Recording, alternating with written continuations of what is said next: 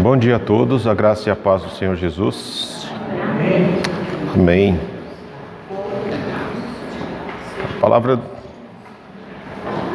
palavra do Senhor, ela nos diz que existe um tempo certo para cada coisa debaixo do sol. Então, debaixo do sol nós vivemos um tempo chamado Cronos. E acima do sol é um tempo chamado Kairos, que é o tempo de Deus.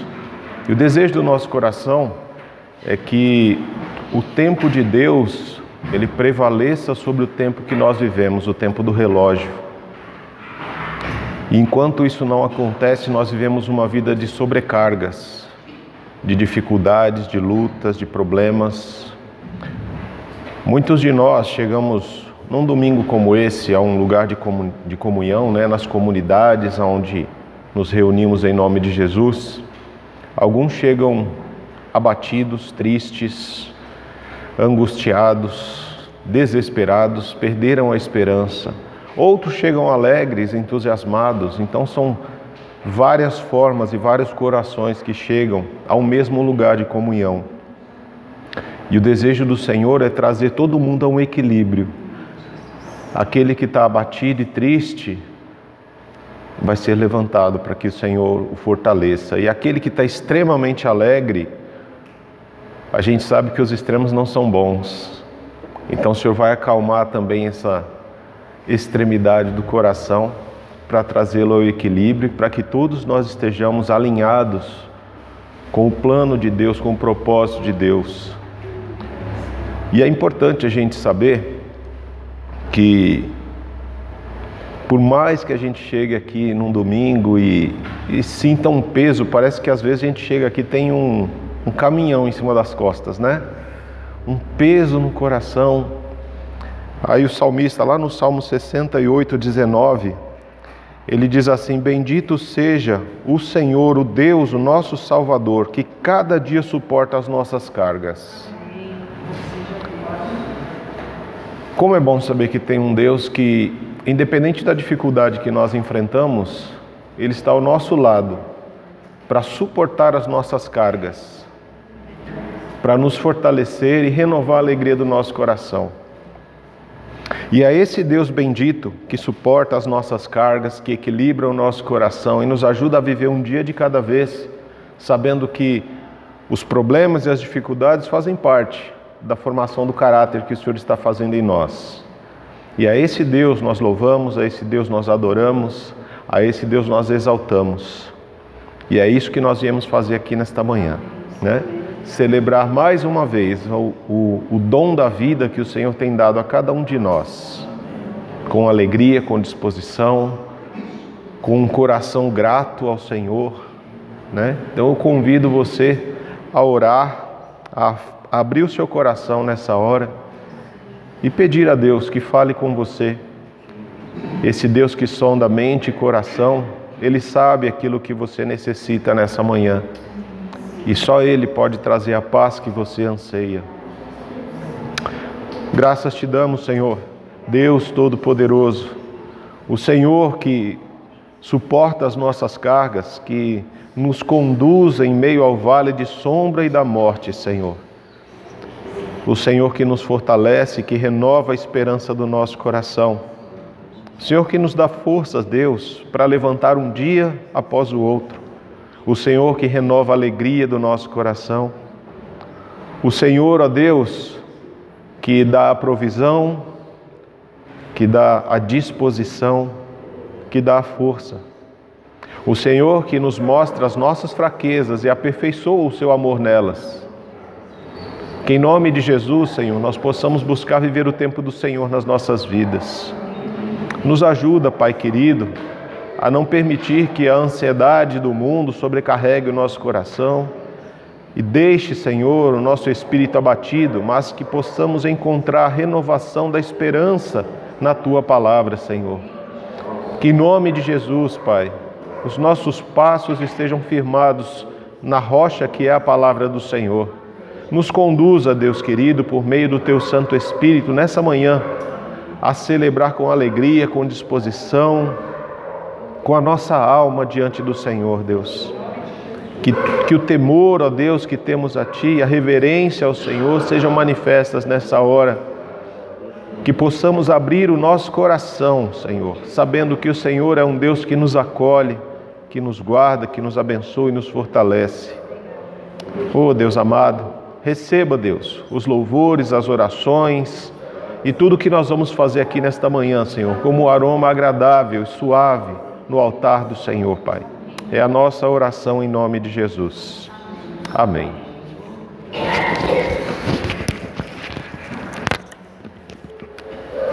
Graça e paz, irmãos. Amém. Irmãos, possamos estar adorando e agradecendo o nome do nosso Deus nessa manhã, lembrando do sacrifício dele naquela cruz, que nos trouxe vida e que nos permitiu estar aqui hoje. Bem? Vamos posso se levantar?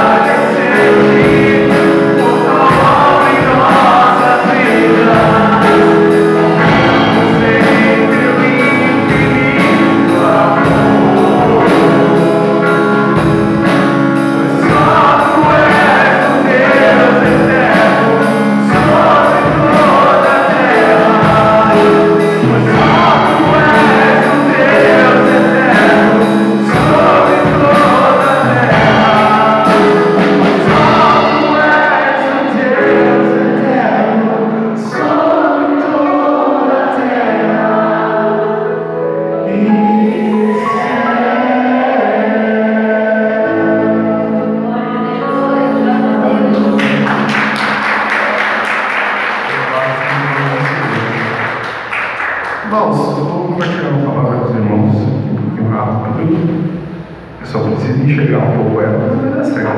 Porque eu esqueci meu óculos. Vai dar certo. Que é em 2 Coríntios 5:17. Portanto, se alguém está em Cristo, é nova criação.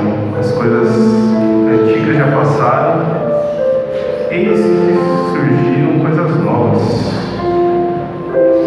Só daqui que também minha função ocular não ajuda. Mas, irmãos, muitas vezes a gente se apega muito às coisas passadas na nossa vida, coisas que tanto boas quanto ruins, e a gente fica muito preso e esquece que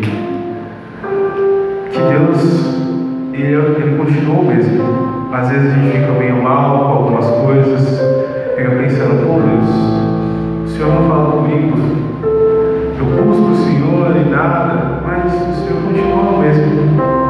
Ele está lá. Às vezes o que aconteceu é que você foi se afastando e você nem percebeu.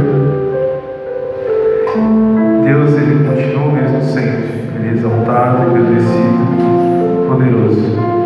Nós que somos instáveis, nós que mudamos, nós que muitas vezes esquecemos da grandeza e de todo o poder que o Senhor tem. Então que possamos cantar de coração sobre esse sacrifício que Cristo fez na cruz e que nos deu essa possibilidade de vida, e lembrarmos que Deus ele continua o mesmo. Deus ele continua o mesmo, e que a fase que muitas vezes você está passando é uma fase sua, do seu coração, mas Deus ele está lá para escutar, para ouvir você, para que você converse com ele. Amém?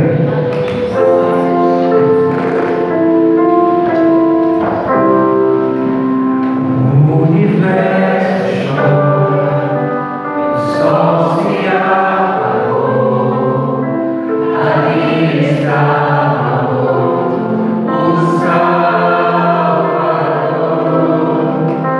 seu corpo lá na cruz, seu sangue derramou, o peso do pecado ele levou.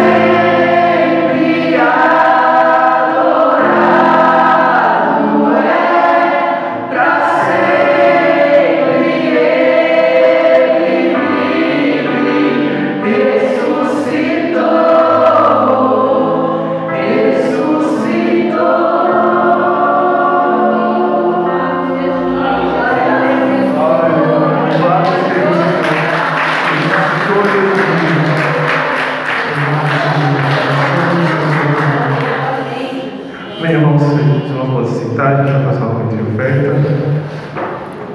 Romanos 12, a partir do verso 6. Amém? Amém? Amém. Deus, em sua graça, nos concedeu diferentes dons. Portanto, se você tiver a capacidade de profetizar, faça-o de acordo com a proporção de fé que recebeu. Se tiver o dom de servir, sirva com dedicação. Se for mestre, ensine bem. Se o seu dom consistir em encorajar pessoas, encoraje-as. Se for o dom de contribuir, dê com generosidade. Se for de exercer liderança, lidere de forma responsável. E se for o de demonstrar misericórdia, pratique-o com alegria. É importante nós entendermos que os dons que o Senhor nos dá são para a edificação da igreja. Infelizmente, nós muitas vezes utilizamos os dons de Deus para gerar renda para nós.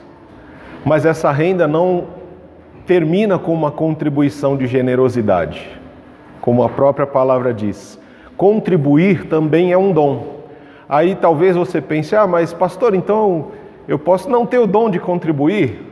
Talvez você não tenha o dom de contribuir, mas a contribuição também é uma responsabilidade, um compromisso que nós assumimos quando entregamos a vida para Jesus e fazemos parte de uma comunidade local. A manutenção da comunidade local, ela depende dos nossos dízimos, das nossas ofertas, das nossas contribuições. E essas contribuições, elas são frutos de um coração que compreendeu o amor de Deus, compreendeu a generosidade que Deus estende, uma graça infinita e eterna a nós e que não merecíamos, que não temos mérito algum e não somos dignos de receber tamanho amor, mas Deus fez isso em nosso favor. E quando nós contribuímos para a expansão deste reino de graça, de misericórdia, quando nós contribuímos para que a missão da igreja de viver uma vida manifestando a graça de Deus aconteça na comunidade, no bairro, na vizinhança, nós estamos contribuindo para o reino de Deus. Nós estamos contribuindo e isso precisa ser feito com generosidade.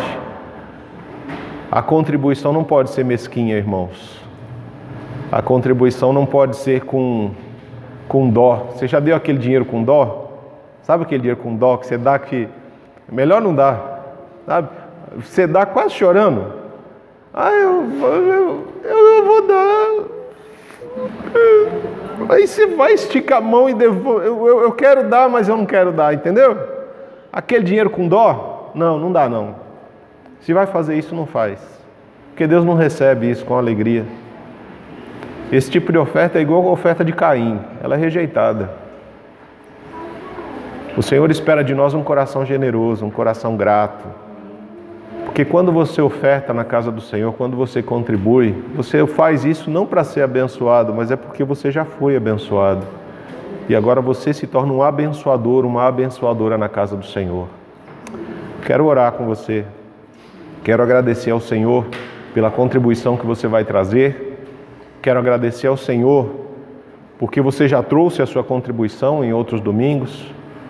Quero interceder pela sua vida, se porventura o teu coração ainda não é um coração generoso, se você ainda não compreende que contribuir na casa do Senhor é um dom e também um compromisso e uma responsabilidade nossa enquanto membros do corpo de Cristo. Quero orar por você que ainda não compreendeu o seu dom como uma possibilidade de edificação da igreja, da casa do Senhor. Peço que você se coloque de pé.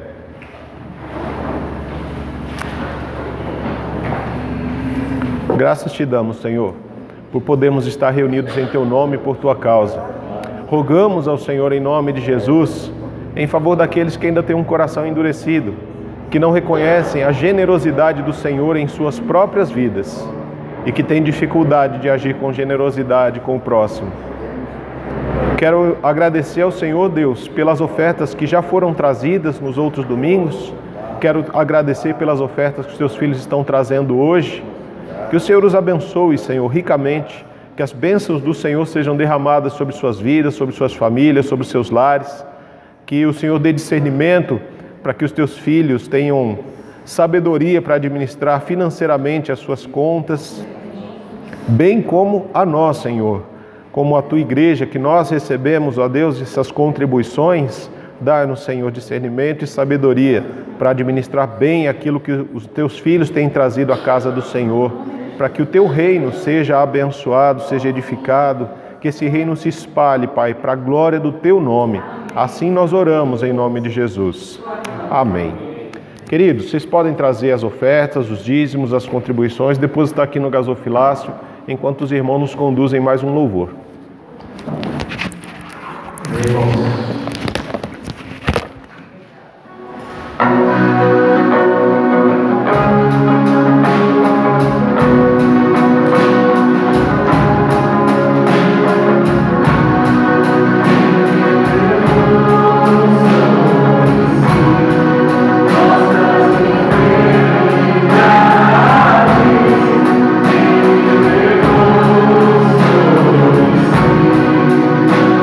As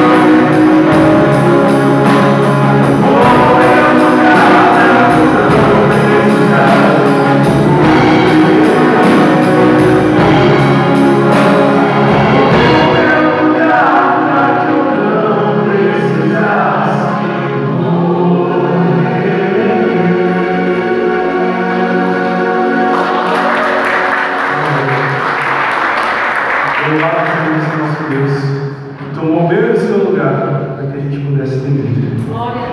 Que possamos cantar agora com o coração agradecido a Deus, realmente agradecido por tudo que Ele fez em nossas vidas, porque muitas vezes a gente fica, Deus, porque o Senhor fez isso, o Senhor fez aquilo, mas já pensou em tudo que o Senhor fez na sua vida até hoje? Só para começar, a música que a gente cantou tomou meu lugar para que eu não precisasse morrer. Isso sem contar o restante da sua vida. O que Ele não já fez? Que possamos cantar com o coração agradecido a esse Deus. Amém?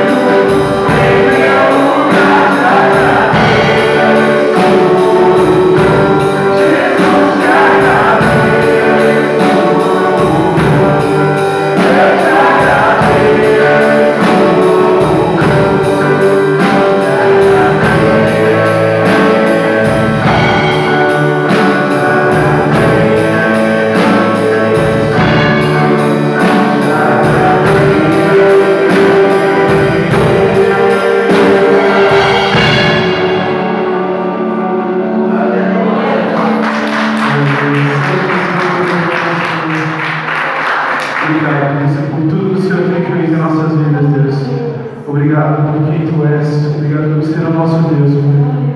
Santo, santo é o Teu nome, Deus. Pai, que o Senhor possa continuar a falar aos nossos corações esta manhã, que o Senhor conduza o pregador esta manhã, e que tudo que fizermos, Pai, em nossas vidas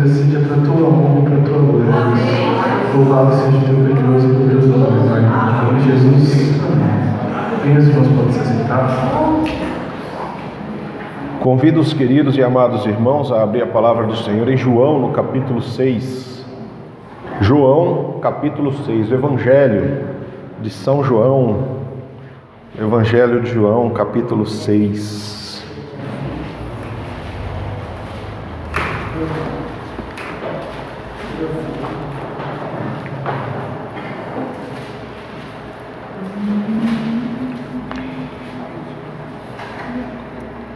Verso 35,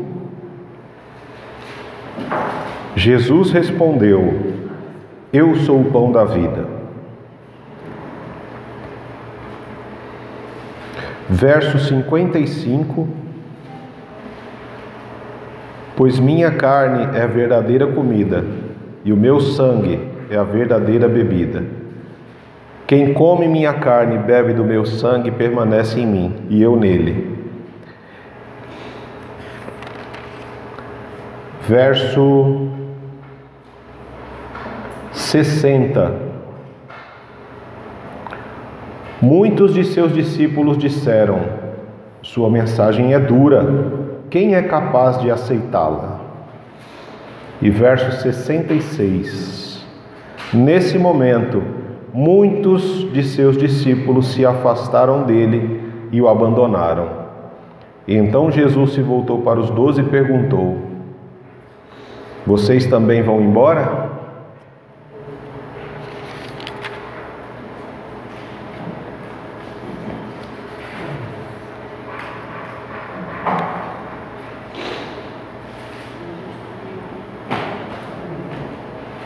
Só com esses versículos pincelados eu já teria uma semana inteira de oração.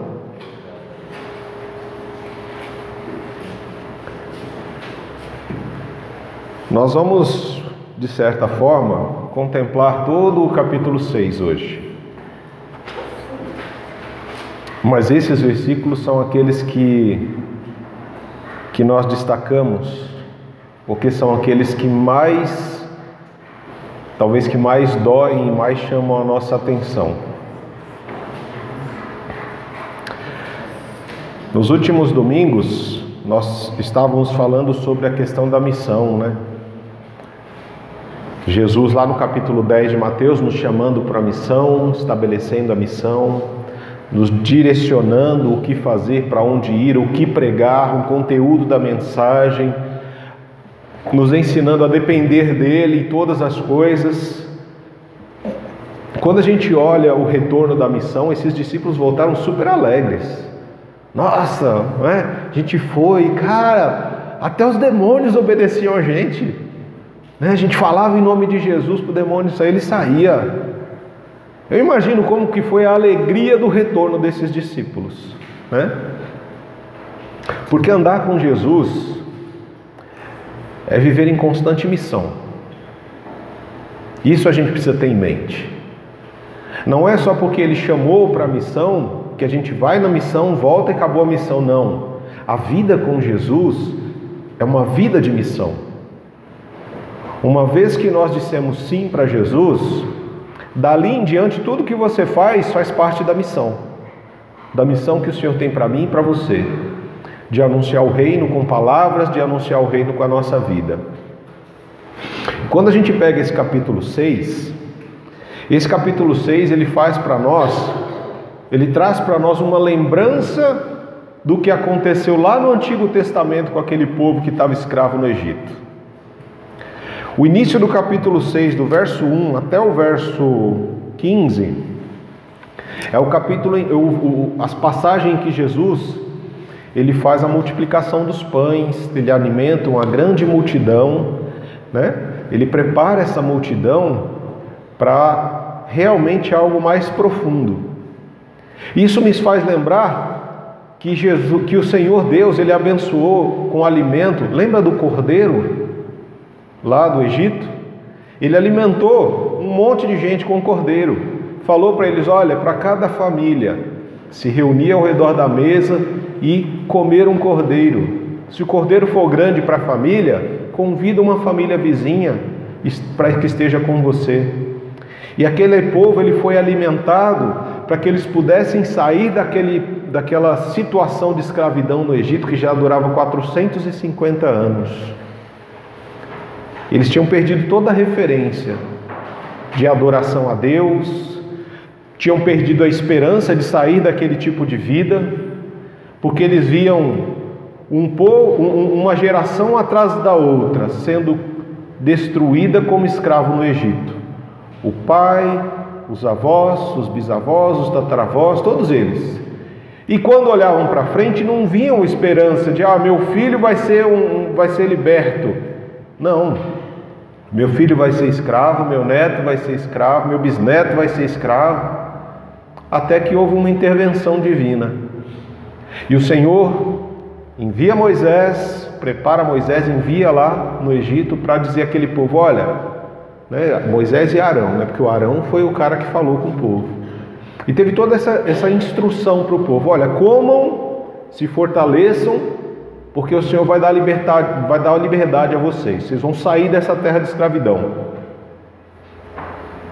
Isso também aconteceu aqui. O Senhor mostra para nós claramente. Uma coisa que a gente precisa entender é que o Senhor, Ele conhece as nossas necessidades. E às vezes a gente ouve pessoas dizendo assim, temos que ganhar almas para Jesus, né? Quantas vezes a gente não ouviu isso? Temos que ganhar almas para Jesus. E aí a gente vê as pessoas fazendo evangelismo, e aí falam de Jesus para a pessoa que está ali com fome, com frio, debaixo de chuva. Jesus morreu pelos seus pecados, você tem que entregar a sua vida para Ele, senão você vai para o inferno, né? E que Deus te abençoe, tá? E aí você vai embora. E aí eu fico pensando, como que será que fica esse Jesus na cabeça da pessoa que ouviu aquilo? Caramba, né? Que Jesus me abençoe como? Se eu estou com fome. O cara veio aqui e não me deu um pão para comer, não me deu um café para tomar, não me deu um prato de comida. Aí me fala desse Jesus, que diz que morreu por mim, que é bom e tal, mas eu não vejo essa manifestação desse Deus na minha vida. Porque muitas vezes, essa manifestação que essa pessoa espera, tem que partir da igreja, tem que partir daqueles que são instrumentos de Deus. Porque Deus conhece a necessidade de cada um. E Deus sabe que nessa multidão que seguia Ele, por mais que Ele ensinasse, que Ele pregasse e tudo mais, o pessoal chegou uma hora que estava com fome. Você já foi para a escola com fome? Você consegue aprender alguma coisa quando você está com fome? Porque o professor fala e a sua barriga ronca. E você não sabe em quem você presta atenção. E aí você fica com vergonha das pessoas que estão do lado, porque a barriga ronca, aí você dá uma tossezinha para disfarçar o barulho, mexe na cadeira, faz alguma coisa, porque a barriga está roncando. Jesus sabia disso. Uma grande multidão seguiu. Ele anunciou o reino. E ele desafiou os discípulos. Olha, agora vocês vão lá e dão de comer para eles. Como assim? Como assim, Jesus? Você já viu o tanto de gente que tem aqui? Chutando baixo tem 5.000 homens. E você sabe que quando eles fazem a contagem, eles não contam mulher, criança e animal. Então tinham 5.000 homens. Se para cada homem tinha pelo menos uma mulher, você já tem 10.000. Se para cada casal você tem, 2 filhos, você tem 20.000 pessoas, porque sabe que o povo lá gostava de fazer filho também. Então tinha uma galera que estava ali. E aí Jesus fala para os discípulos, dá de comer para esse povo. Filipe já fica escandalizado, fala, como assim? Não tem dinheiro não, nem que a gente trabalhasse 1 ano a gente não ia conseguir dinheiro suficiente para alimentar esse povo. Aí o André é um cara que sempre, por mais que a gente não veja o André aparecendo, mas o André é aquele discípulo que está sempre à disposição.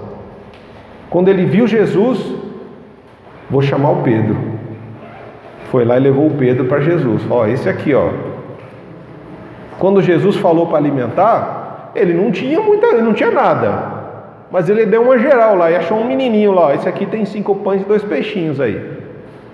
Dá para resolver, Jesus? E a gente aprende que um pouco com Jesus é muito, é mais do que suficiente, porque Jesus alimentou todo aquele povo e ainda sobraram 12 cestos cheios. E quantas vezes a gente duvida do poder de Jesus? Mas a gente precisa continuar a caminhada, né? O povo saiu do deserto, saiu do período de escravidão e tinha que atravessar o Mar Vermelho. Eles chegaram diante do mar e sentou ali, né? Vamos sentar porque atrás vem um egípcio, na frente tem um mar, o que a gente vai fazer? Senta e ora, vamos ver o que acontece. Quando eu olho o verso 16 ao 21, eu vejo Jesus andando sobre as águas, atravessando o mar com os discípulos. Ele sai da Galileia e vai para Cafarnaum. É uma travessia sobre o mar. Bem como aconteceu com o pessoal que saiu escravo do Egito. Chegaram de frente ao mar e não sabiam o que fazer. Então vamos orar, né? E aí Deus olha e fala assim: ô Moisés, Moshe, o que você está fazendo aí? Estou orando, Senhor. Então, mas tem hora que a gente precisa orar e tem hora que a gente precisa agir. Agora é uma hora de você colocar em ação a oração. Levanta, estende o cajado para o mar e o mar vai se abrir. Você precisa ter a fé de que eu estou indo à frente. Mas você precisa colocar essa oração sua em ação, transformá-la em uma atitude realmente de quem crê. Moisés vai, estende o cajado e o mar se abre. Eles atravessam o mar. Eles não andam sobre as águas como Jesus, mas eles atravessam o mar sem se afogar. Quando chega o último egípcio, o último judeu na outra ponta, está cheio de egípcios atrás. O mar se fecha e engole todo o mal. Muitas vezes nas nossas vidas nós nos deparamos com situações em que nós não sabemos o que fazer. A gente simplesmente parece que perde a esperança, porque olha para frente e tem um negócio que você acha: eu não posso passar por isso, não tenho condições de atravessar o mar. E aí você olha para trás e o problema está chegando, e esse problema vai acabar contigo. E o Senhor fala para você: agora é hora de você transformar a oração em ação. Orar é bom, é fundamental para a vida cristã. Mas também é necessário que ela se transforme numa atitude de pessoas que creem realmente em Jesus. Porque um problema que nós encontramos nas igrejas é que nós não conseguimos fazer uma relação da palavra que nós ouvimos na igreja com o que a gente faz amanhã no nosso trabalho. Parece que são coisas totalmente desligadas. No domingo eu sou cristão lá na minha igreja, na minha comunidade, eu sinto a presença de Deus e tudo mais, mas eu saí do culto, terminou o momento de culto, aí eu tenho que viver nesse mundo cão, né? Ali nós partimos para arrebento e pisa no pescoço de um, bate no outro, xinga, faz e acontece, porque é a luta do mais forte que vai sobreviver, né? E a gente esquece de tudo que a gente ouviu no domingo. A gente esquece do que a gente aprende nos ensinos bíblicos, a gente esquece das orações que a gente faz na terça-feira e acha que sou eu por eu mesmo e se não for, nada vai acontecer. A gente esquece de depender do Senhor.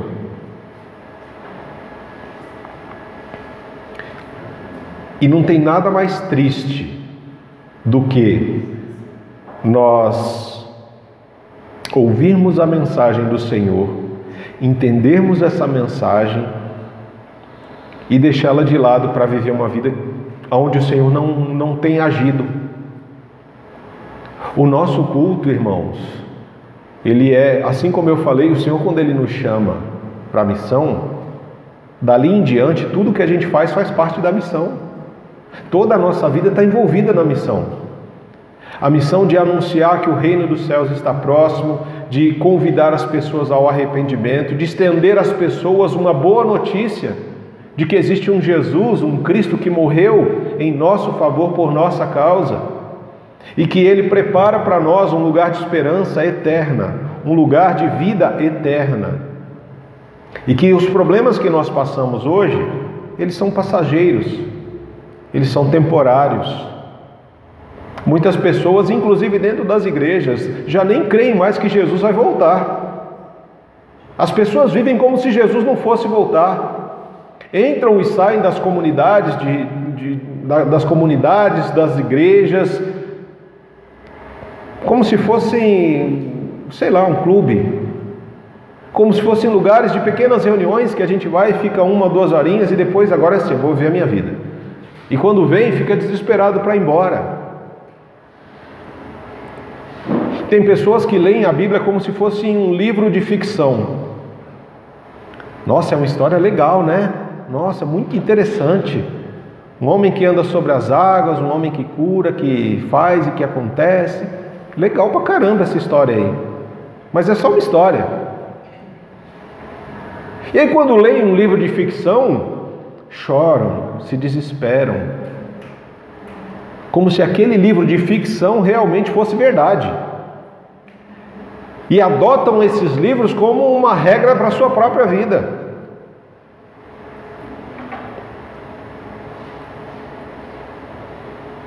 É difícil entender isso. E aí Jesus, a partir do verso 22, ele vai contestar algumas coisas. A primeira coisa que ele começa a contestar está aí no verso 26. Jesus respondeu: "Eu lhes digo a verdade, vocês querem estar comigo, não porque entenderam os sinais, mas porque eu lhes dei alimento. Não se preocupem tanto com coisas que se estragam, como comida, mas usem as suas forças buscando o alimento que permanece para a vida eterna, o qual o Filho do Homem pode lhes dar. Pois Deus, o Pai, colocou em mim o seu selo de aprovação." Quando Jesus ele sai da Galileia e vai para Cafarnaum, aquela multidão que foi alimentada por Jesus, essa multidão fica doida atrás de Jesus. E aí quando eles acordam, eles vão: cadê Jesus? Cadê Jesus? Onde é que ele está? E cadê os discípulos? Não tem ninguém. Olha, pegaram o barco e atravessaram. Então vamos atrás de Jesus. E eles encontram Jesus em Cafarnaum. E quando eles encontram Jesus aonde?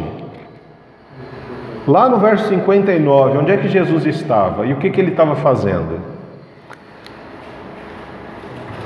Ele estava na sinagoga. Lá no verso 59 do capítulo 6. Ele disse essas coisas quando ensinava na sinagoga em Cafarnaum. Essa sinagoga em Cafarnaum, ela nos remete ao quê? Ao deserto do Sinai. Deus libertou o povo do Egito, atravessou o Mar Vermelho e conduziu esse povo, que era para uma terra prometida, mas eles precisavam passar por um período de ensinamento, de transformação e preparação, porque muitos deles tinham saído do Egito, mas o Egito não saiu de dentro deles. E então, no período de deserto, é mais ou menos a ligação que nós fazemos com essa sinagoga em Cafarnaum. A sinagoga é um lugar de ensino. Então, o que Jesus fala do 22 até lá no 59, está dentro de um lugar parecido como esse, onde as pessoas estavam reunidas para uma aula. E a primeira coisa que Jesus chama a atenção deles: olha, vocês estão aqui não porque vocês entenderam que eu sou o Messias, que eu sou o Filho de Deus, mas vocês estão aqui porque eu lhes dei alimento. E vocês estão atrás de mim porque vocês querem pão. E aí Jesus fala para eles: olha, vocês não devem se esforçar tanto por coisas que perecem. Vocês correm atrás do vento. Vocês ficam desesperados pelo que comer, pelo que vestir, onde morar, com segurança, tal. Essas coisas são passageiras e são temporárias. O Senhor conhece as necessidades de vocês. Vocês precisam empregar as suas forças, as suas energias, a atenção de vocês em coisas que não são consumidas pelo tempo, mas que são eternas. Em coisas que o ladrão não rouba. Vocês precisam investir aquilo que vocês têm de mais precioso para buscar o reino dos céus. Mas sabe quando você fala uma coisa que a pessoa ela quer Ouvir o que ela quer apenas? Ela não quer ouvir o que você está falando? São essas pessoas que estavam aqui, essa multidão que seguiu Jesus. Porque Jesus fala para eles: olha, vocês têm que trabalhar para edificar uma vida realmente no reino. E aí o que eles falam? No verso 28. Nós também queremos realizar as obras de Deus, disseram eles. O que devemos fazer? E aqui a gente cai naquela velha conversa, né? Que em muitos lugares a gente ouve: ó, você tem que fazer a obra de Deus. É o que a multidão estava querendo. A multidão queria realizar as obras que Jesus estava fazendo. Bem, se você diz que é filho de Deus, então a gente quer fazer as obras que você faz. E o que era o parâmetro para eles entenderem, o que era o parâmetro para eles desejarem fazer aquilo que Jesus estava fazendo? Jesus, até aqui nós temos 5 sinais de Jesus, né? Os 5 sinais que Jesus fez. Eles queriam o que? Olha, eu quero transformar água em vinho. Que foi um sinal que Deus fez, que Jesus fez, não é? Ele transformou água em vinho lá no casamento. Porque a água naquela região era muito complicada, então você tinha que adquirir vinho ou fabricar o vinho. Se eu posso transformar a água em vinho, como Jesus fazia, então eu quero fazer as obras de Deus. Para eles, fazer a obra de Deus era transformar a água em vinho. Para eles, fazer a obra de Deus era curar enfermidades, era curar doenças. Para eles, fazer a obra de Deus era multiplicar 5 pães e 2 peixes para alimentar mais de 20 mil pessoas. Então, se eu fizer a obra de Deus, eu não vou ter mais sede, eu não vou ter mais fome, eu não vou ficar mais doente, eu não vou morrer, porque eu vou fazer a obra de Deus. Hoje em dia, quando as pessoas falam: ó, irmãos, nós temos que fazer a obra de Deus, nós temos que sair para evangelizar, nós temos que dar estudos, nós temos que construir igrejas, temos que colocar ar-condicionado na igreja, temos que colocar bancos estofados na igreja. Isso é a obra de Deus. E infelizmente, muitas pessoas acreditam que isso é a obra de Deus, porque essas pessoas vivem como a multidão. Elas querem fazer a obra de Deus e entendem que a obra de Deus diz respeito a fazer coisas temporárias e passageiras. Elas entendem que a obra de Deus é construir igreja, é transformar água em vinho, é curar a enfermidade, que a obra de Deus é transformar, é multiplicar pão, é multiplicar peixe. A obra de Deus é o que Deus faz em nós e através de nós. A obra de Deus é quando Deus transforma um ladrão em alguém honesto. Quando Ele pega esse ladrão e faz esse ladrão parar de roubar. E não só parar de roubar, mas faz esse ladrão começar a trabalhar. E não só começar a trabalhar, mas abençoar as pessoas com os resultados do seu trabalho. A obra de Deus é quando Deus pega uma pessoa que vive na gritaria e ensina essa pessoa a ouvir, a pensar antes de falar. A obra de Deus é quando o Senhor faz com que pessoas que eram extremamente estouradas comecem a ter domínio próprio. A obra de Deus é quando Ele transforma as ansiedades do coração de alguém em momentos de prazer pela espera do Senhor, do tempo de Deus nas suas vidas. Essa é a obra de Deus. A obra de Deus é quando Deus começa a transformar a sua vida no caráter de Jesus Cristo, restaurando a imagem de Jesus em você, em mim. Essa é a obra de Deus. E se a obra é de Deus, é algo que só Deus pode fazer. Eu não posso transformar você à imagem e semelhança de Jesus. Por quê? Porque isso é uma obra de Deus. Nós, quando fazemos discipulado, o nosso desespero é olhar e falar: poxa, faz 1 ano, faz 2 anos, faz 3 anos que eu estou orando com o irmão, estou lendo as escrituras com o irmão, mas eu não vejo mudança na vida dele. Eu não sei o que eu estou fazendo de errado. Vou desistir porque eu não consegui transformar ele à imagem de Jesus ainda. É verdade, irmão, se você não conseguir, você não vai conseguir, porque essa não é a sua obra. Lembra do que Paulo fala? Um planta, o outro rega, mas quem faz a transformação, quem faz crescer, quem faz frutificar é o Espírito Santo. Então, se a obra é de Deus, é uma obra que só Deus pode fazer. Construir igreja, colocar banco, fazer, isso é coisa nossa, é coisa passageira e temporária. Mas o que permanece é o caráter que Cristo está construindo em você.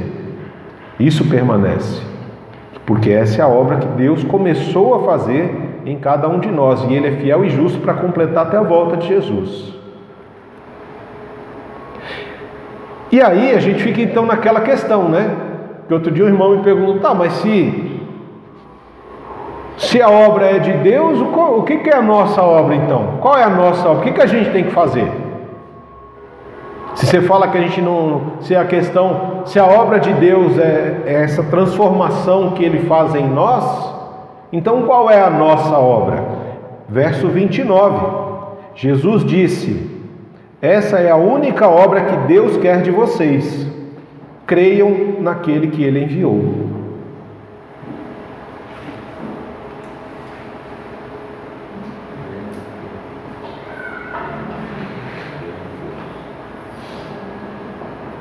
Mas pastor, é só isso? É, irmão. A nossa obra, a obra que o Senhor Deus espera de nós, é essa: que você creia em Jesus. Essa é a obra que o Senhor espera que você faça. Por que isso acontece? Porque uma vez que Deus faz uma obra e nos transforma à imagem e à semelhança de Cristo, e eu creio nesse Cristo, que faz a vontade do Pai acima da sua própria vontade, eu entendo que o meu chamado para a missão não é fazer a minha vontade, mas é fazer a vontade daquele que está sendo restaurado à imagem em mim, a vontade de Cristo. A vontade de Cristo é fazer a vontade do Pai. Se Cristo, a imagem de Cristo está sendo restaurada em mim, a minha vontade vai ser fazer a vontade de Jesus, não é? Então, eu quero fazer a vontade de Jesus, e Jesus quer fazer a vontade do Pai. Automaticamente nós estamos fazendo a vontade do Pai. Essa é a obra que o Senhor Deus espera de nós, que nós creiamos em Cristo.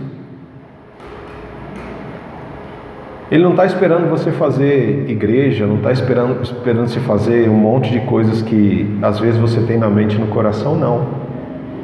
O Evangelho de Jesus Cristo, o Evangelho da graça, é o Evangelho que espera de você o quê? Que você creia. Porque quando você crê, você obedece. E você tem uma mudança de atitude. Esse povo que está aqui, né, reunido lá na sinagoga, eles têm um entendimento errado das Escrituras, como muitos de nós temos. E assim como o povo que estava lá no deserto queria sinais, esse povo também quer sinais. E lá no deserto, Deus, Ele manda um sinal: olha, vocês estão com fome? Então tem maná para vocês. Vocês podem comer o maná todos os dias. Ele não vai faltar. Você precisa acreditar, você precisa crer nisso. Não é isso que Deus espera de nós, que nós creiamos naquele que Ele enviou? Lá no deserto, vocês precisam crer que o maná vai vir todos os dias. E na sexta-feira vocês vão colher uma porção dobrada. Por quê? No sábado é o dia de descanso. Então de segunda a sexta, de domingo a sexta, né? Vocês vão colher, vão receber todos os dias o maná. Na sexta vocês recebem o maná e colhem, guardem 2 porções, uma para a sexta e uma para o sábado. Isso me leva para o Pai Nosso: dá-nos o pão de cada dia. Nós precisamos aprender a depender do Senhor em todas as coisas. Se nós cremos que Jesus é quem Ele diz ser, se nós cremos que Deus é quem Ele diz ser, por que nos desesperamos? Por que vivemos ansiosos pelo que vai acontecer amanhã? Devemos confiar no Senhor. O problema é que, assim como nós não confiamos, esse povo também não confia, e esse povo quer mais coisas. Jesus já tinha feito 5 sinais, pelo menos ali, para que esse povo pudesse ver. E chega aqui, o povo fala para Jesus o quê? Verso 30. Se deseja que creiamos no Senhor, mostre-nos um sinal. O que você pode fazer? Afinal, os nossos antepassados comeram maná do deserto. As Escrituras dizem: Moisés lhes deu de comer o pão do céu. Opa, Jesus fala: peraí. Lembra que a gente está numa aula, A gente está numa sala de aula, na sinagoga. E aí alguém fala: você vai fazer o que para a gente crer que você é o Filho de Deus? Que milagre você vai fazer agora? Que sinal você vai manifestar? Porque o povo lá do deserto, eles viram um milagre. Moisés deu a eles de comer. Jesus fala: peraí, deixa eu corrigir o seu entendimento das Escrituras. Não foi Moisés que deu o pão do céu. Por que não foi Moisés? Porque isso é uma obra de Deus, não é uma obra de vocês. A obra de vocês é crer naquele que Deus enviou. Não é crer que foi Moisés que fez. Quem enviou o pão do céu foi Deus, porque para enviar o maná é uma obra de Deus, não é uma obra do homem. E eles transferiram esta obra para o homem, como se fosse o Moisés, como acontece um monte de igreja hoje, um monte de comunidade.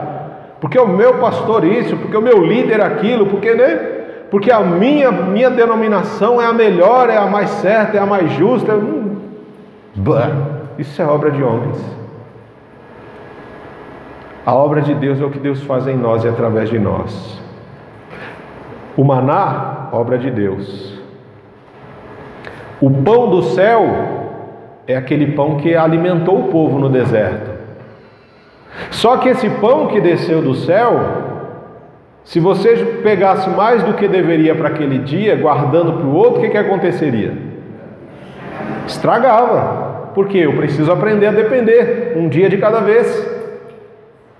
Esse pão que desceu do céu e que os antepassados comeram, o pão estragava e esses antepassados morreram.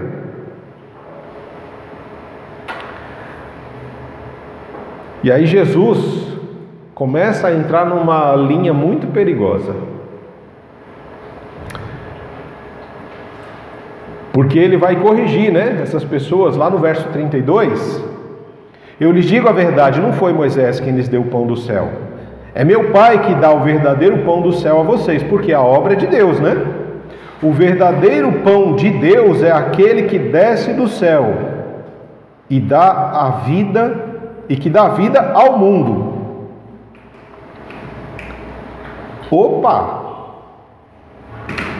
Então, se aqueles antepassados comeram o pão que desceu do céu e morreram, Jesus está corrigindo, não foi Moisés quem deu esse pão, foi meu Pai. E o pão que desceu do céu é o pão que dá a vida. Aí, quem não quer desse pão? O pessoal que está ali reunido: Senhor, verso 34, dá-nos desse pão todos os dias, disseram eles. Já que é um pão que dá vida e a gente não morre, então eu quero desse pão. E aí começa o grande problema para nós. Verso 35, Jesus respondeu: eu sou o pão da vida. Quem vem a mim nunca mais terá fome, quem crê em mim nunca mais terá sede. Mas vocês não creem em mim, embora tenham me visto. Contudo, aqueles que o Pai me dá virão a mim, e eu jamais os rejeitarei. Pois desci do céu para fazer a vontade daquele que me enviou, e não a minha própria vontade. E esta é a vontade de Deus, que eu não perca um sequer de todos os que ele me deu, mas que ressuscite todos no último dia. Pois é a vontade do meu Pai, que todo aquele que olhar para o Filho e nele crer, tenha a vida eterna, e eu o ressuscitarei no último dia. Eita Deus! Você imagina você estar numa sala de aula? Vou fazer um exemplo aqui. Digamos que aqui é uma sala de aula. E aí o professor, vou fazer de conta, tá, gente? Nada a ver. Fala, olha, o que vocês comem todo dia, o pãozinho que você compra lá na padaria, esse pão não dá vida. Esse pãozinho que você come, daqui a pouco você está com fome de novo, não é? Esse pão, se você guardar ele por um tempo, ele estraga. Mas tem um pão que desceu do céu, e esse pão dá vida e vida eterna. Se você comer desse pão, você nunca mais vai ter fome. E se você for a esse pão, você nunca mais vai ter sede. Você já imaginou a revolução na cabeça da pessoa, a doideira que fica na cabeça da pessoa? Nossa, cara, então tem um pão que se eu comer desse pão, eu nunca mais vou ter fome? E se eu for até esse pão, eu nunca mais vou ter sede? Ah, eu quero esse pão. Aí eu falo para você assim, eu sou esse pão.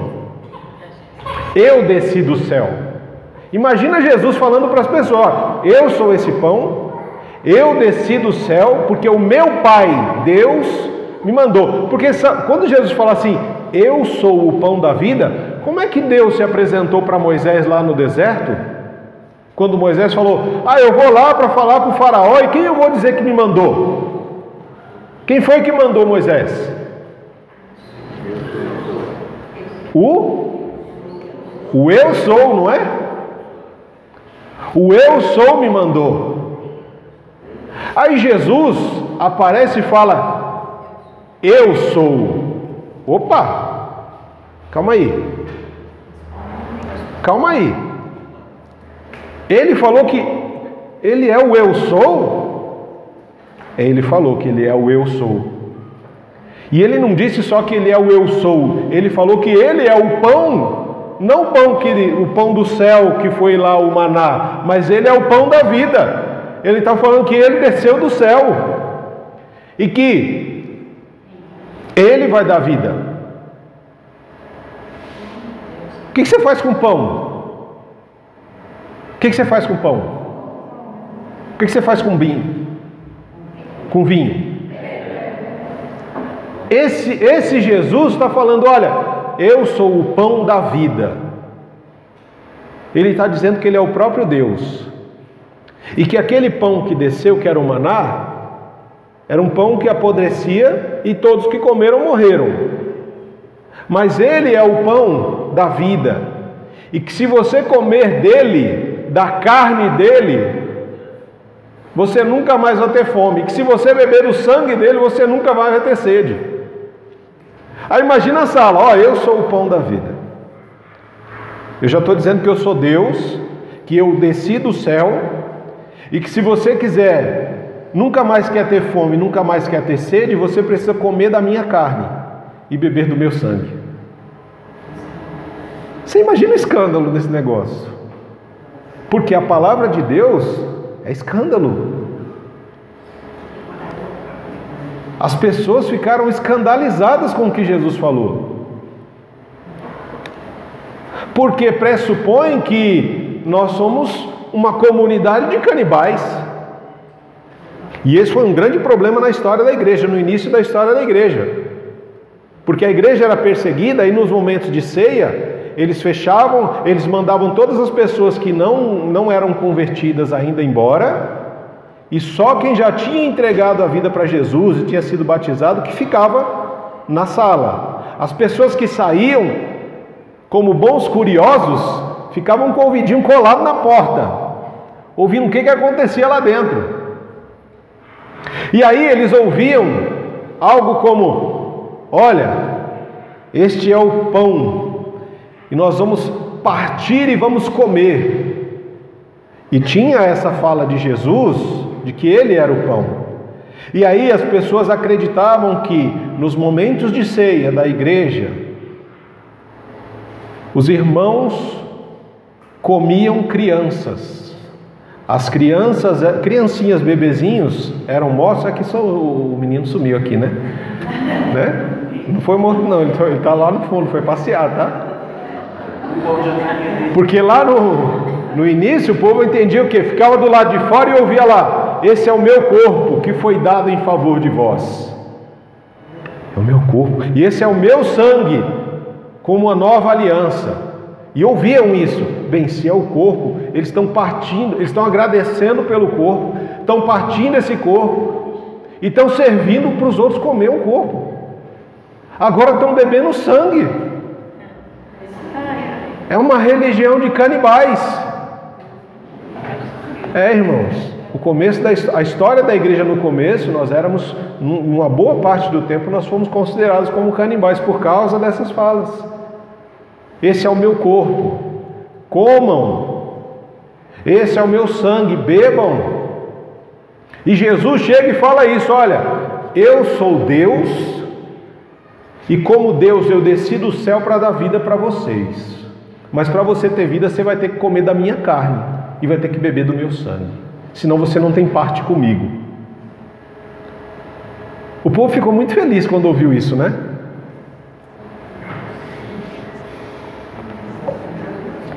Era tudo que eles estavam querendo ouvir. Verso 41. Os judeus começaram a criticá-lo, pois ele havia afirmado: eu sou o pão que desceu do céu. Diziam: ele não é Jesus, o filho do José e da Maria? Como é que ele vem com essa conversa de que desceu do céu? Está atirando, né? Está de palhaçada, pegadinha, né? Você já imaginou eu chegar para você e falar: eu sou o pão que desceu do céu, eu sou Deus, eu desci do céu e eu vim aqui, vocês não tem que comer a minha carne e beber do meu sangue. Ah, mas ele, não, esse daí é o Maurício, o filho do Antônio e da Conceição, o irmão lá do Marcos, o esposo da Cláudia, pai do Pedro e do Lucas. Como é que ele fala que ele desceu do céu? É exatamente a mesma questão daquela época, irmãos. Para nós hoje, é mais fácil crer que Cristo é Deus do que um ser humano. Para eles, era mais fácil crer que o Cristo era um ser humano do que Deus. Porque a gente tem as Escrituras, estuda e vê que ele era tanto homem quanto Deus. Mas para quem estava vivendo com Jesus naquela época, como é que eu vou acreditar que você é um filho de Deus? Se eu sei aonde você mora, eu cresci com você, outros viram você nascer, você fala que você veio do céu. Por isso que a gente volta lá no verso 29. Jesus disse: essa é a única obra que Deus quer de vocês. Creiam naquele que Ele enviou. Eu preciso crer em Cristo. Eu preciso crer que Ele é tanto homem quanto Deus. E quando a gente vai, né, e aí eu não tenho tempo para ler todo o texto, senão a gente vai se estender muito. Mas aqui a gente entra naquelas discussões do povo lá do deserto. Não. Começa a resmungar, começa a reclamar. Ah, não, eu quero voltar lá para o Egito. Eu quero voltar lá porque lá a gente tinha coisas, diversidade para comer. Esse negócio de pão todo dia, esse negócio, não. Lá eles reclamavam porque tinham pão todo dia. E eles queriam carne, queriam outras coisas. E aí eles queriam voltar para o Egito para ser escravo, para poder comer diversidade de lixo que eles comiam lá, né? Porque escravo come lixo, come resto. Aqui eles estão diante do Cristo e o Cristo fala: olha, eu sou Deus, eu sou o pão. O meu Pai me enviou. E o meu desejo é fazer a vontade do meu Pai, que é ressuscitar todos vocês quando vocês morrerem. Porque a morte não vai ter poder sobre nós. E aí começa a murmuração, a reclamação, esse negócio, né? Porque a gente precisa entender, olha, Jesus fala, ó, verso 56, quem come minha carne e bebe do meu sangue permanece em mim e eu nele. Eu vivo por causa do Pai, que vive e me enviou. da mesma forma, quem se alimenta de mim, viverá por minha causa. Olha que coisa louca na cabeça do peão. Rapaz, mas eu tenho que comer você, Jesus? Comer carne mesmo, arrancar? Não, gente, pelo amor de Deus. Qual é o nosso grande problema? É que muitas vezes nós lemos a Bíblia de forma literal. Se eu for ler a Bíblia toda de forma literal, estou lascado.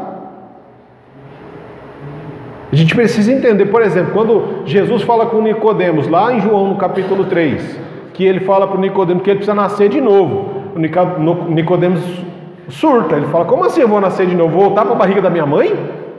E se a minha mãe, e se a mãe já tivesse morrido? Como é que eu ia fazer? Aí Jesus, com toda a paciência, ensinando um mestre, um rabino, um mestre, fala: não, colega, você não está entendendo. Eu disse isso, mas não é literalmente isso. Você não tem que voltar para a barriga da tua mãe. Você tem que nascer de novo. Você tem que nascer da água e do Espírito. Você tem que passar por um batismo de arrependimento. E você tem que confessar os seus pecados para receber o Espírito Santo e ser cheio desse Espírito e ser uma nova criatura. Ah, então é isso? É isso. Talvez você também pensou que você tinha que botar para a barriga da mãe, né? Aí você falou: ah, então era isso, pastor. É isso aí. Agora você, se tinha essa dúvida, ela saiu. E quando ele fala, quando Mateus fala: olha, se o teu olho faz você pecar, arranca e joga fora. Se a tua mão te faz pecar, corta e joga fora, porque é melhor você entrar sem um membro do que ser todo lançado no inferno. Quantas pessoas já não leram essa passagem de forma literal e já não amputaram os seus membros? Pessoas viciadas em pornografia entendem não, então eu tenho que arrancar fora o meu órgão sexual para poder entrar no reino dos céus. Já fizeram isso. Vários casos de pessoas já fizeram isso, porque leram literal. Jesus, quando ele fala: você tem que comer da minha carne e beber do meu sangue, você imagina? Jesus está falando de coisas espirituais. Você não come pão para fortalecer o seu físico? Você não bebe a água, o vinho, essas coisas para fortalecer o seu físico? Quando ele fala e estabelece: olha, a minha carne é o pão que vocês têm que comer, e o meu sangue é o que vocês têm que beber, isso para alimentar o teu espírito, é algo espiritual, são realidades espirituais compreendidas por aqueles que são espirituais. E quando você não entende isso, é porque você ainda é carnal, porque os carnais e naturais entendem coisas da carne, não entendem as coisas do espírito. Quando Jesus fala de comer a carne e beber o sangue, ele não está falando literalmente. Os carnais vão entender de forma literal: então eu tenho que ser um canibal. Não, são realidades espirituais. O pão vai ser sempre pão, o vinho vai ser sempre vinho, mas na realidade espiritual eu faço isso para me lembrar do sacrifício de alguém que teve o corpo dilacerado por minha causa, de alguém que teve o sangue vertido na cruz do Calvário por minha causa. E aí o que aconteceu? Os discípulos disseram: essa mensagem é muito dura, Senhor. Se eu começar a pregar isso aqui, a igreja vai esvaziar.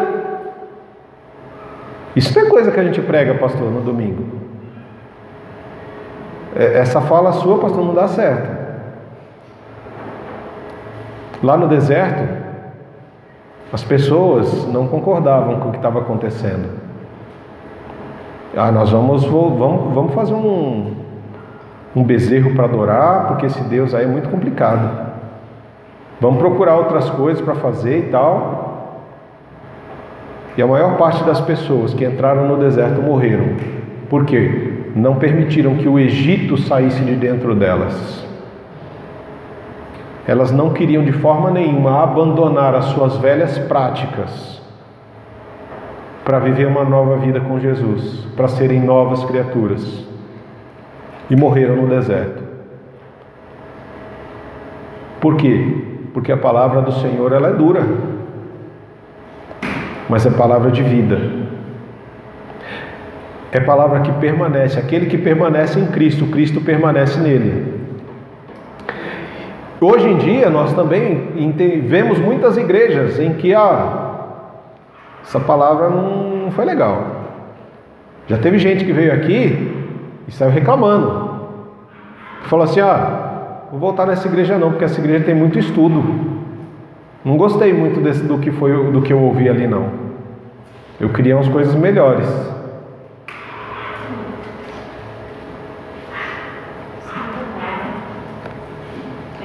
O que nós fazemos aqui? Nós abrimos a palavra e estudamos a palavra. E a palavra é dura para mim, é dura para você e foi dura para os discípulos, para as pessoas que estavam seguindo Jesus. Porque Jesus já começa falando, primeiro, vocês estão aqui não porque vocês creem que eu sou o Cristo, mas porque a motivação de vocês é por coisas perecíveis, vocês estão atrás de pão, de comida. É só por isso que vocês estão aqui. E tem muitas pessoas que estão dentro das igrejas, não por causa de Jesus, mas por causa das bênçãos que Jesus pode dar a elas. E quando isso é falado, elas se sentem ofendidas. Não gostei, essa palavra é muito dura. E aquele que ministra muitas vezes ouve, pastor, pregador, chega aqui. Você precisa mudar essa mensagem sua, porque não está dando, velho. Esse negócio aí está duro de engolir. Está duro de viver uma vida desse jeito aí.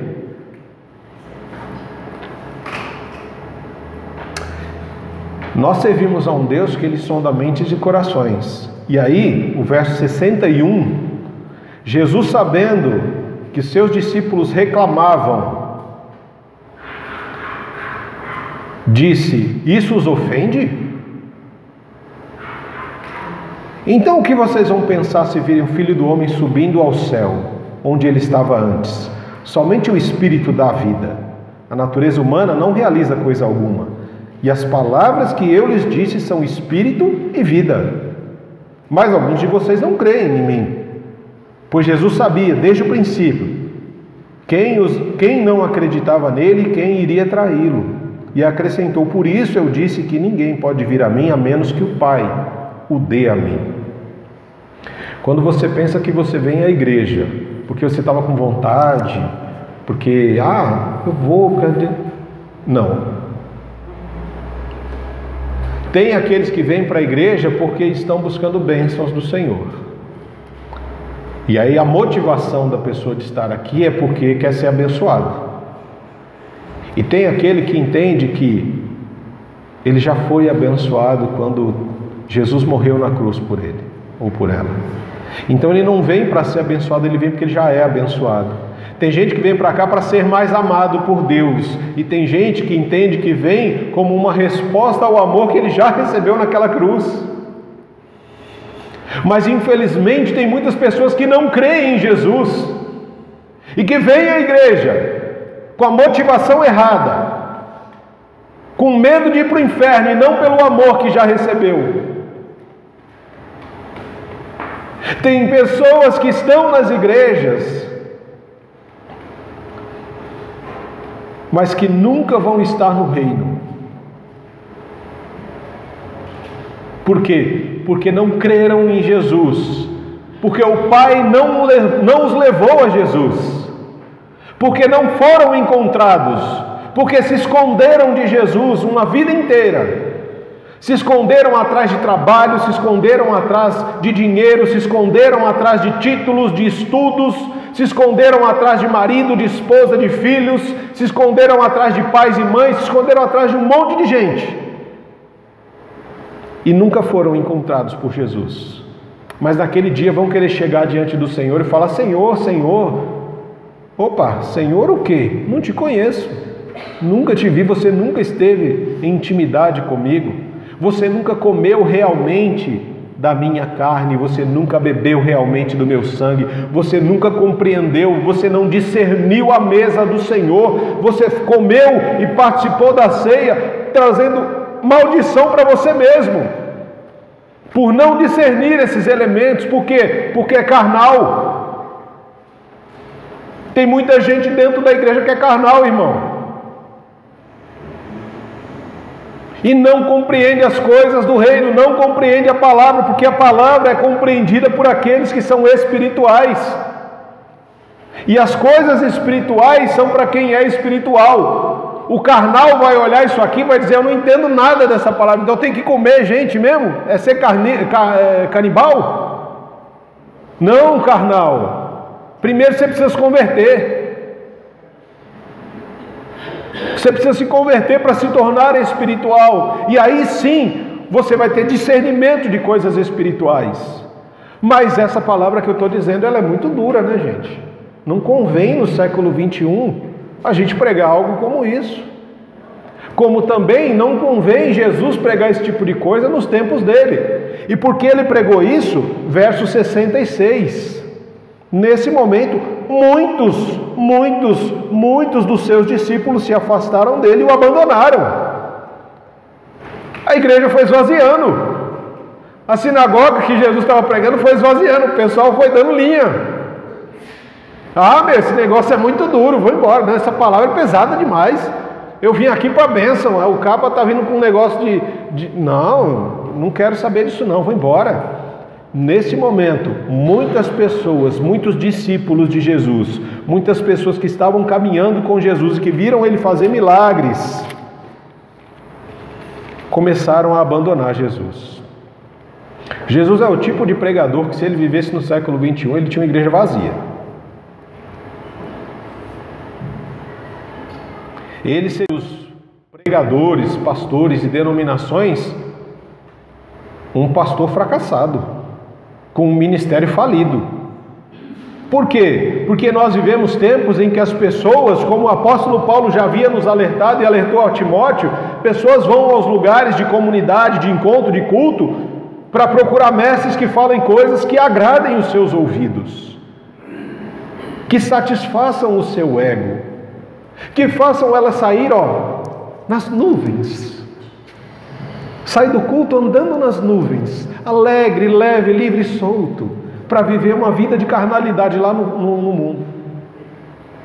Uma palavra que não requer arrependimento, uma palavra que não precisa de cruz, uma palavra que nem precisa de graça, porque eu fui lá e o pastor falou que eu sou abençoado, eu não preciso fazer nada, só dar um dízimo bom lá, uma oferta boa que está tudo certo, está tudo bem então.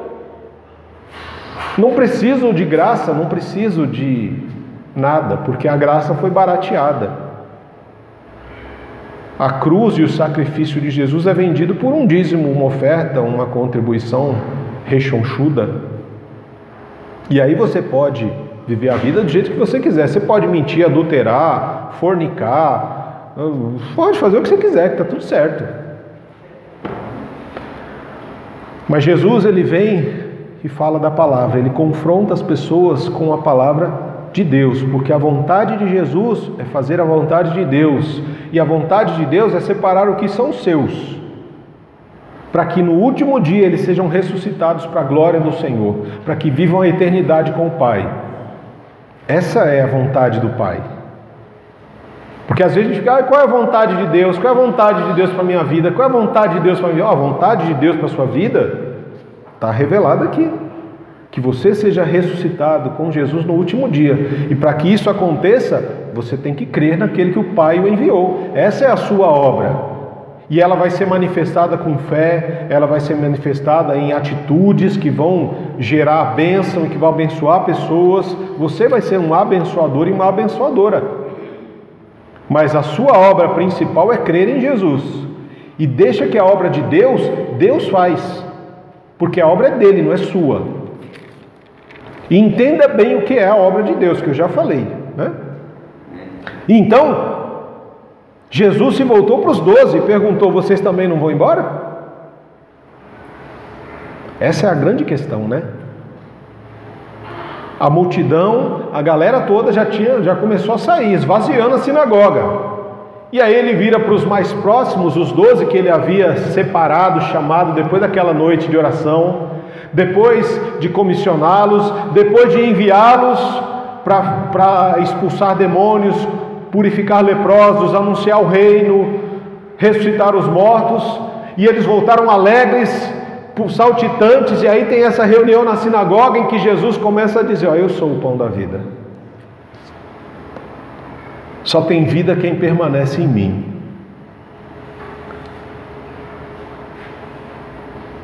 Muitos começaram a abandonar Jesus. Você já foi abandonado por alguém? Então, abandonado por pessoas que você confiava, que estavam ali com você, que comiam com você, que bebiam com você, que desfrutavam de intimidade e relacionamento com você. E aí, quando você diz uma palavra dura, mas é que é uma palavra de vida, as pessoas começam a achar: não, essa palavra é muito dura para eu continuar caminhando com você, porque para caminhar com você eu preciso ser transformado. Então, daqui em diante você vai sozinho e eu não vou mais caminhar contigo. Jesus foi abandonado por muitos, sobraram os 12, ele disse para os 12: e vocês?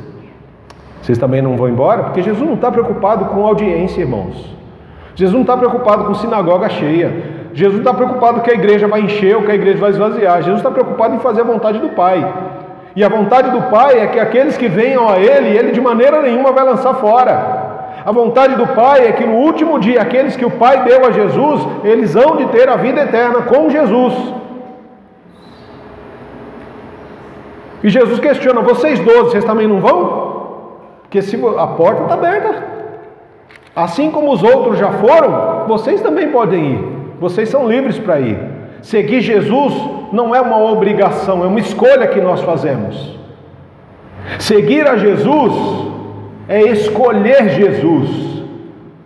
Estar aqui hoje foi uma escolha que você fez. Você poderia estar em qualquer lugar, você escolheu estar aqui. Ninguém te obrigou a estar aqui. Ninguém pôs uma arma na tua cabeça e disse: ó, você tem que ir para a igreja hoje. Ninguém fez isso. E Jesus também não era dessa forma, ele não obrigava ninguém a segui-lo. Mas uma vez que você quer me seguir, quer seguir a Jesus, você precisa tomar algumas decisões. Você precisa entender que só em Jesus nós temos palavras de vida em eternidade, que foi exatamente o que os discípulos entenderam. A palavra é dura pra caramba. Esse negócio de comer carne e beber sangue, a gente não está entendendo ainda, Jesus, mas eu creio que são coisas espirituais. Assim como Deus revelou a identidade do Cristo, dizendo: tu és o Cristo, o Filho do Deus vivo, o Senhor também revelou agora para onde nós iremos. Se só em Ti nós temos palavras da vida eterna. O Senhor Jesus é aquele que contém as palavras de vida eterna. A palavra que você tem nas mãos são palavras de vida eterna, é revelação de vida eterna para mim e para você. E você precisa se alimentar dela. Ela pode ser amarga de repente, mas ela vai gerar vida. É gostoso falar da palavra, mas viver a palavra muitas vezes é amargo. E Jesus é a própria palavra encarnada.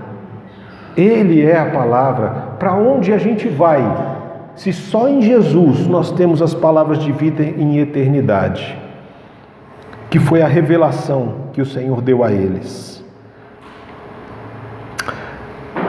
Mas no verso 70 diz o seguinte: Jesus disse: eu escolhi vocês 12, mas um de vocês é um diabo. Ele se referia a Judas, filho de Simão Iscariotes, um dos 12, que mais tarde o trairia, que é exatamente o que a gente tem falado. Jesus tem escolhido aqueles que são seus, Jesus tem chamado aqueles que são seus, e esses têm respondido. Mas no meio daqueles que têm vindo, tem alguns que são diabos. São aqueles que Cristo não chamou. São aqueles com quem Cristo não tem intimidade. São aqueles que não foram encontrados por Jesus, mas eles escolheram seguir Jesus do jeito deles. Ah, eu sou crente, mas eu minto, eu roubo, eu adultero, eu sou viciado em N coisas, pornografia, álcool, drogas, jogo, cigarro, sei lá. Mas eu sou crente, eu vou para a igreja, ainda tomo ceia ainda. Parabéns. Condenação própria para você. É interessante demais isso, irmãos. Porque eu, como um mero mortal, mesmo sendo um ministro do Senhor, um pastor de uma comunidade, Eu não consigo olhar vocês e dizer quem é joio e quem é trigo. Por quê? Porque isso não cabe a mim. Não é função minha. A minha função é preparar os santos para edificar a igreja. E os santos têm sido edificados por meio de oração, por meio de estudo, por meio de confrontação com a palavra, correção de erros. Essa é a minha função. Eu não estou aqui para dizer quem é joio, quem é trigo, quem é salvo e quem é condenado. Lembra? A obra de Deus é Deus quem faz, não é obra minha.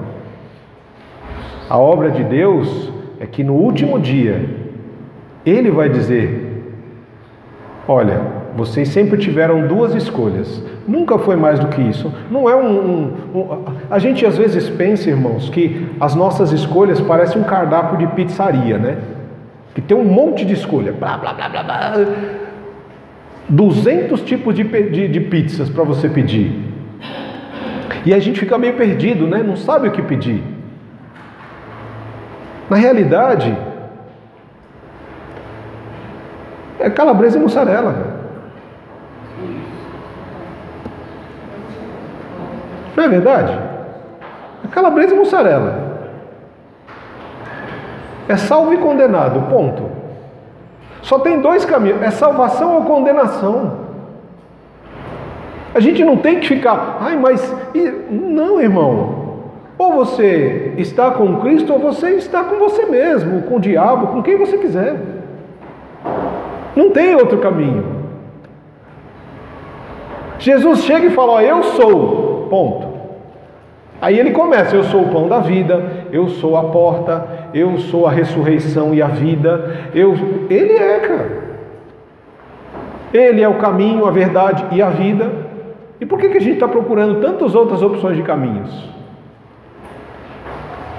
Eu tenho falado para os irmãos do batismo, falo: olha, nós vivemos uma vida em que a gente acha que tem muita escolha, muito caminho para seguir, né? Na realidade, ou nós encontramos Deus como um Pai amoroso, ou como um justo juiz. O Pai amoroso é para aqueles que são salvos, e o justo juiz é para aqueles que são condenados. O Pai amoroso para o salvo é aquele que seguiu o caminho de Jesus, ponto. Ele é o caminho, ele não é um caminho, ele é o caminho. Ele é a verdade e que vai nos conduzir para a vida. Que vida? A vida eterna, ponto. O outro, o justo juiz, é para aqueles que escolheram os seus próprios caminhos. O caminho de viver um evangelho superficial, o caminho de viver uma vida cristã medíocre, o caminho de viver um crente mundano com uma mão, um pé na igreja e outra no mundo. Nós precisamos escolher. E a escolha, ela é nos dada todos os dias. Se amanhã for o dia da sua morte, que hoje seja o dia do teu arrependimento.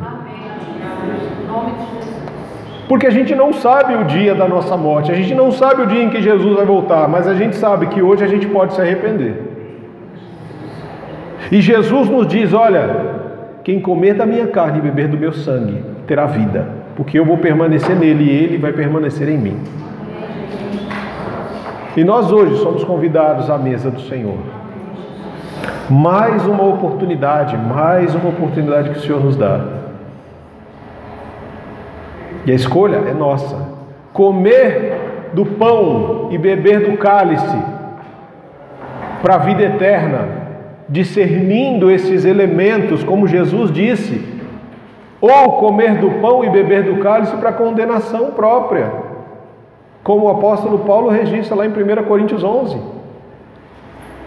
Sem discernimento, participar da mesa é atrair para você mesmo condenação, fraqueza espiritual, doenças espirituais, físicas, mentais e de qualquer outra forma, e morte.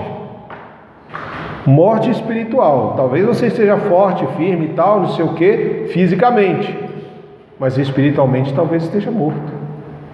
E o morto espiritual não consegue discernir o pão e o cálice. Eu quero te convidar a orarmos antes de participarmos da mesa. Graças te damos, Senhor, porque o Senhor não esconde de nós a tua palavra. O Senhor não adoça as palavras para nos revelar a vida eterna, mas se elas são amargas, elas serão ingeridas dessa mesma forma. Se elas são duras, elas são recebidas de forma dura, porque é exatamente isso que nós muitas vezes precisamos, ser confrontados com a tua palavra verdadeira e que gera vida. Ah, Senhor, abre o nosso entendimento e nos dá discernimento de coisas que não entendemos. Que possamos, em nome de Jesus, ser homens e mulheres espirituais para compreender aquilo que o Senhor tem falado conosco. Em nome de Jesus, Deus, eu rogo ao Senhor que sonda mentes e corações e que sabe as motivações escondidas do nosso coração. Ó Pai, revela, como Simeão falou lá no capítulo 2 de Lucas, que o Senhor Jesus estava destinado a revelar os pensamentos e as emoções do coração de cada um. Isso não iria trazer um bom auditório para o Senhor, uma boa audiência, mas as pessoas ficariam muito bravas contigo. Mas é essa forma que o Senhor faz para separar aqueles que são seus daqueles que não são. A verdadeira palavra ministrada é a verdadeira palavra vivida. O Evangelho do Senhor não são apenas palavras, mas é o poder do Espírito Santo em ação em nossas vidas, para nos transformar à imagem e à semelhança de Jesus, para que possamos desejar fazer a vontade do Pai, que enviou um Cristo que se entregou por nossa causa naquela cruz. Senhor, que nós jamais venhamos a abandonar o Senhor pelas palavras que o Senhor tem falado conosco. Muitos discípulos abandonaram o Senhor porque acharam a palavra dura. A palavra não era agradável ao seu ego. A palavra não afagou o seu ego, não proporcionou a ele vaidade ou superficialidade, mas a palavra foi profunda e enfiou o dedo em feridas que ele preferia que não mexessem. E muitos abandonam o Senhor, muitos não voltam mais naquela sinagoga, muitos não voltam mais à igreja, porque ouviram uma palavra dura. Que nós sejamos aqueles que permaneçam, Senhor. Que sejamos aqueles que olhem ao redor e digam: Senhor, para onde nós iremos se só em Ti nós temos palavra de vida eterna?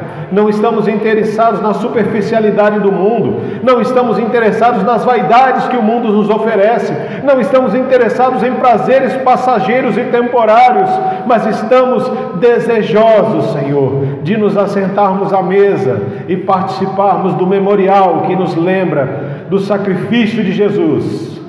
Aquilo que o Senhor fez em nosso favor naquela cruz, participando do pão e do cálice, Senhor. Ah, Pai amado, que o amor de Deus, que a graça de Cristo Jesus, que a comunhão e que as consolações do Espírito Santo se renovem em nosso coração dia após dia para a glória do nome de Jesus. É a nossa oração, Pai amado, no nome de Jesus Cristo. Amém.